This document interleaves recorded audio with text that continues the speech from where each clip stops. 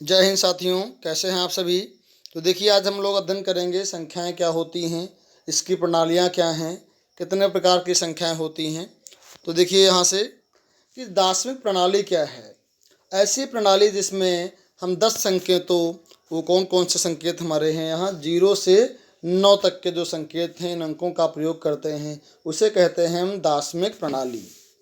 इसी प्रकार भारतीय प्रणाली क्या है भैया। भारतीय प्रणाली का जो दूसरा नाम है वो है हिंदू अरेबिक प्रणाली। तो इसको दूसरे नाम से पुकारते हैं। तो इसमें लिखने का जो क्रम है इकाई, दहाई, सैकड़ा, हजार, 10,000, लाख, 10 लाख, करोड़ और 10 करोड़। इस प्रकार हम संख्याओं को पढ़ते हैं। अब देखिएगा यहाँ से अंतर्राष्ट्रीय प्रणाली क्या होती है। इसे अंतर्राष्ट्रीय प्रणाली क्यों कहते हैं, क्योंकि ये क्या है, विश्व में प्रचलित है, इसलिए इसको अंतर्राष्ट्रीय प्रणाली कहते हैं।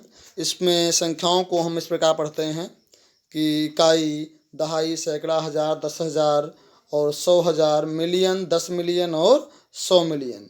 इस प्रकार हम इसको पढ़ेंगे। अब देखिए, वास्तविक मान और अंकित मान क्या होता है। किसी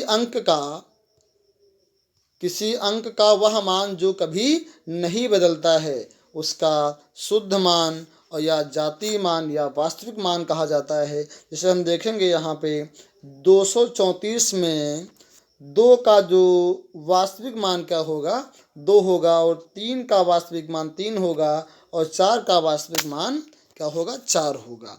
तो ये हमारे वास्तविक मान हो गए। इसी प्रकार हम देखेंगे यहाँ से स्थानीय मान क्या होता है। किसी अंक का वह मान जो उसके स्थान विशेष की स्थिति के अनुसार बदल जाता है भैया, ठीक है, वो उसका स्थानीय मान कहलाता है। जैसे देखिए यहाँ से 5 है, तो 5 ही पहले स्थान पे है, तो इसका स्थानीय मान कितना होगा, 5 होगा। इसी प्रकार अगर हम यहाँ देखें 1 का स्थानीय मान क्या होगा, तो 1, और 1 के बाद में एक संख्या है तो एक 0 लगा देंगे, तो 1 का स्थानीय मान क्या हो जाएगा, हमारा 10 हो जाएगा। इसी प्रकार अगर हम देखें यहाँ कि 4 का स्थानीय मान क्या होगा, तो 4 का स्थानीय मान क्या होगा, यहाँ पे 4, और इसके बाद में 2, 2, 4, 2, 6, 7 संख्याएँ हैं, तो इसके आगे हम यहाँ से 7 0 लगा देंगे, तो ये क्या आ जाएगा, हमारा 4 का स्थानीय मान ज्ञात हो जाएगा। अब देखिए भैया, आप संख्याएं जो हैं कितने प्रकार की होती हैं। तो इसमें पहली हमारी है प्राकृत संख्याएं। तो प्राकृत संख्याएं क्या होती हैं, ऐसी संख्याएं जिनको हम वस्तुओं को गिनने के लिए प्रयोग करते हैं, प्राकृत संख्याएं कहलाती हैं। वो कौन कौन सी हैं, 1, 2, 3, 4, 5, 6, 7, 8, 9, 10। इसी प्रकार बहुत सारी संख्याएं जो आगे हैं वो सब क्या हैं, प्राकृत संख्याएं हैं।